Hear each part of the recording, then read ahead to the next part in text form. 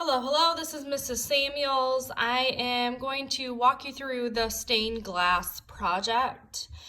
So if you have not yet turned into any of the Thursday Zoom meetings with me, I will need you to copy this down. We really took a lot of notes on this, and this is kind of really the foundation for this project. It's kind of applying what we have been learning for the past few weeks. So just a refresher.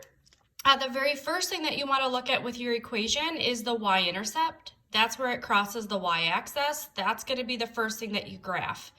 The second thing that you're going to do is your slope, and that's always whatever is attached to the x. So that will always be your rate of change, and there's a whole bunch of other words that mean slope, but for this specific project, we're going to always refer to that as rise over run, and that's the second thing that you will apply. We always have Mr. Slope here, and we're really going to use this, any line that goes straight up and down, we call that undefined, which is why there's a U under here, and any line that is laying flat down, which is horizontal, that's going to be a slope of 0 because there's no change there. So you guys were given a worksheet there that had something very similar to this, and I want to kind of break this down for you. So remember that the B is always your starting point, and that's whatever's left over. So this is over here, and I say that this B would be -5. My slope is whatever is attached to the x, and I see that that's 3/4. For these two here, we're actually going to come back to those after we graph them, and you'll see why. For this one here, again, I start with my B. That's going to be my 15. And for this one here, my slope is a -5/4. So when I'm asked to graph this top equation and the bottom equation, I'm starting with my y-intercept. So for the first one here, let's graph this one. This is going to be a -5. So I'm going to put a dot at -5. So on the y-axis, my first point is going to be at -5. My slope was 3/4. And remember, slope is rise over run. So from my -5, I'm going to go up 3 over 4, up 3 over 4. So from here, I'm going to go up 3, 1, 2, 3 over 4, 1, 2, 3, 4. And I'm going to do it again, 1, 2, 3, 1, 2, 3, 4. And again, 1, 2, 3, 1, 2, 3, 4. Now that I have multiple dots, I'm going to take a ruler, the side of a book, anything that has actually straight. You want to make sure you use a ruler for this, and you're going to draw a line from one side all the way to the next. Okay, so you've just graphed your first equation. Now let's talk about this one next, okay? Y equals 9. This means that it's going to go through the y-axis at 9.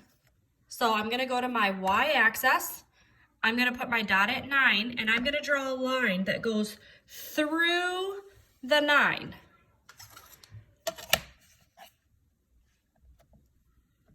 And again, I'm going to go all the way from one side of the graph all the way to the next. Now when I ask myself, okay, what is the slope of this line? Looking at this line here, if I look at Mr. Slope, or if I just think about it, there is no change. If I were to put a ball here, it would sit right there. If I were to put a ball here, it would sit right there. So this is a slope of 0.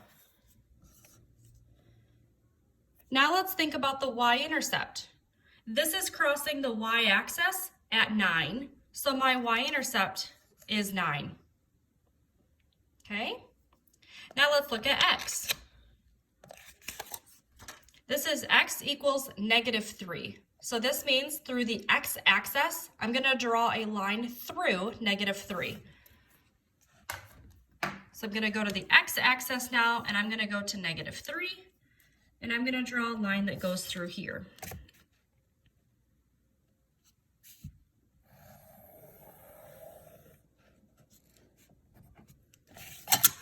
Okay, now let's process through the slope and the y-intercept.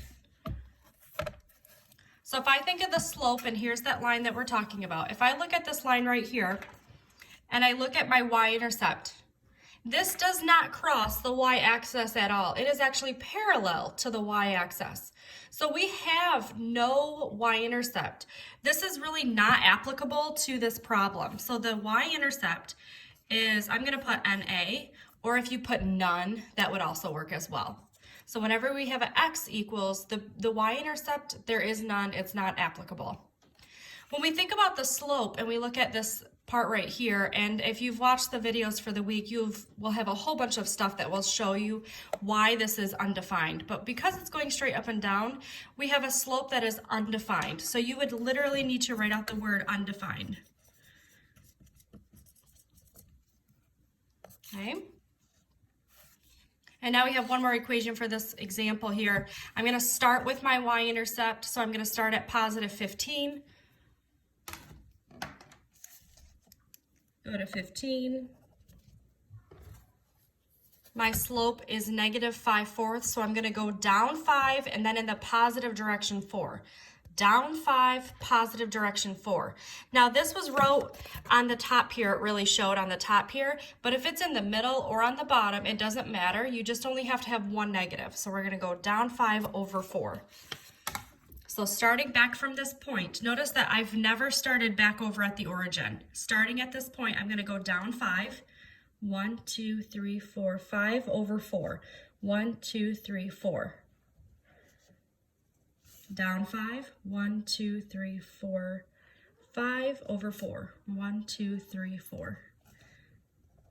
Down 5, 1, 2, 3, 4, 5 over 4. 1, 2, 3, 4. The more dots that you put, the more accurate your graph will be. Use a ruler for this, always. And I'm extending it all the way until it goes off of the graph. One way to check that you've done this right, especially with the negative and positive slope, is this is a negative slope, so my graph should be going down. So I see that it is a negative slope and it is going down. The top one was a positive slope, so my line, my linear equation should be going up, and it did in fact go up, okay? Now that you are to this point here, the coloring part is just simply in the spaces that you created from the lines, you can then color in to make a really cool project. So you're literally going to color in all the spaces with different things. And yours will be even crazier and more fun because you have a lot more lines. And you're gonna color it better than that because we're in middle school and we know how to color. Please and thank you. Now I see that when I'm looking on the Google Classroom, you guys, if you see this screen here, I have an example of the worksheet that you need to attach in here. So what I'm asking is that you actually take a picture of the work. So of this piece of paper, you'll take a picture on your phone of the whole paper like this. Take a picture, you'll then email it to yourself. You'll copy it, and then what you're gonna do is you're gonna paste the picture right down here. That's what you're gonna send in to me. And then for Friday, you'll take a picture of this. You'll then post it on that document, and you'll send that in to me. All right, guys, I hope that was helpful. I hope this kind of clarifies a few things with this project. I hope to see a lot of you on Thursday's Zoom meeting, and any questions beyond that, please feel free to let me know. Thanks, guys. Have a great day.